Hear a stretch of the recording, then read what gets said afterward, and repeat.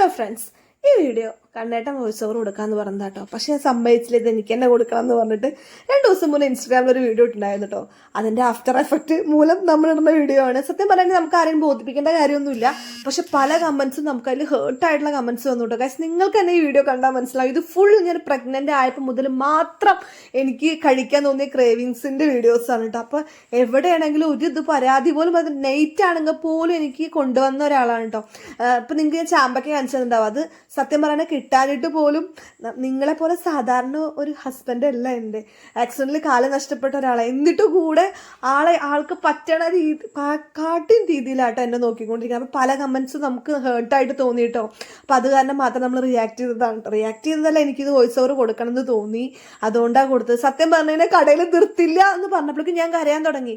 അപ്പോൾ അവൻ ഇത്രത്തോളം മൂഡ് സ്വിങ്സ് ഉണ്ടാവുമോ എന്ന് വിചാരിച്ചെടുത്തൊരു വീഡിയോ ആണ് കേട്ടോ. അത് എത്രത്തോളം പ്രശ്നമാവുമെന്ന് വിചാരിച്ചില്ല.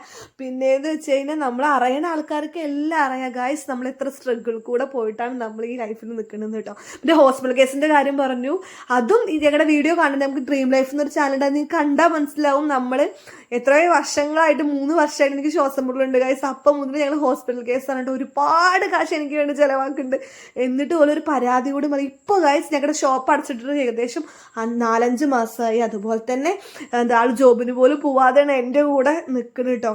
അപ്പം അങ്ങനെ ഒരു കുഞ്ഞു വീഡിയോ കൊണ്ട് ആൾക്ക് നെഗറ്റീവ് വന്നപ്പോൾ എനിക്ക് ഭയങ്കര ഫീലായിട്ട്, ചില കമൻസ് കണ്ടപ്പോൾ ഭയങ്കര ഫീലായി. അപ്പോൾ നമ്മളെക്കുറിച്ച് അറിയാത്ത ആൾക്കാരായിട്ടത് പറഞ്ഞപ്പോൾ നമ്മുടെ ചാനലൊന്ന് കയറി നോക്കിയിട്ട് നമ്മുടെ വീഡിയോസൊക്കെ കണ്ടിട്ടൊന്ന് നിങ്ങൾ ഇതാക്കും കേട്ടോ. അപ്പോൾ എന്തോ എനിക്ക് ഭയങ്കര ഫീലായ കുറേ കമൻസ് കണ്ടു. ആ കരഞ്ഞേക്കാട്ടും ഫീലായ കമൻസ് കണ്ടു കേട്ടോ. മേ ബി അത് ഇപ്പോഴത്തെ ഒരു സിറ്റുവേഷൻ കൊണ്ടായിരിക്കട്ടെ അങ്ങനെ കരഞ്ഞത്. ഇതിൽ പല വീഡിയോസ് ഉണ്ട് ഞാൻ കണ്ണേനോട് ദേഷ്യപ്പെടുന്നത്.